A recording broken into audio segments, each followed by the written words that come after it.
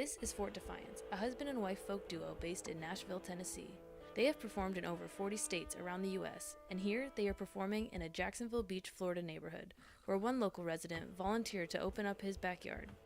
One company that is helping make these intimate performances easier and more accessible for the people of Jacksonville is Bold City Circuit.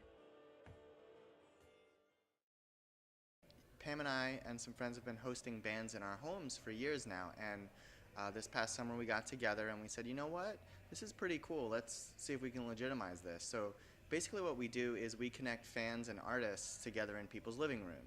So it's basically like a So Far Sounds, but a little more intimate, a little more local, where we bring local bands and traveling bands together in houses throughout Jacksonville. A lot of people don't want to go to a bar, and if they do go to a bar, they're kind of they're like more the introvert type, or that's what we say. We say, "Oh, I'm an introvert. I'm an introvert." When really it's not that. It's that we're not comfortable like screaming over a big crowd of people, and that we're not really huge drinkers or whatever. So like getting together in a house setting just seems like the focus is more on community and hanging out and listening to good music, more than just like the big bar vibe. Bold City Circuit isn't the only company that is making the trend of personal music performances more accessible.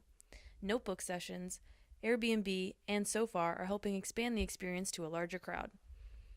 So Far Sounds is it's an international music organization that basically was started by this man who wanted a more intimate music experience. So he invited a bunch of people into his living room and had artists there and hosted a show. So the FAR part of So Far actually stands for Songs from a Room. So that's the acronym, I guess. But so after that first show, though, he ended up expanding it, and it became, like I said, this international organization. So there are different hubs in different cities across the world. So we host secret shows, more or less. So you buy your ticket in advance, and you find out 24 hours beforehand where it's being hosted.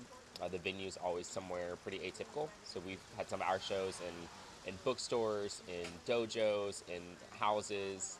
It ranges a lot. When people think live music, they think concerts, they think like $700 Beyonce tickets, and that's not accessible or reasonable for people, especially considering they're normally in larger cities. You gotta drive and then pay, so on and so forth. So I love this because I think it makes it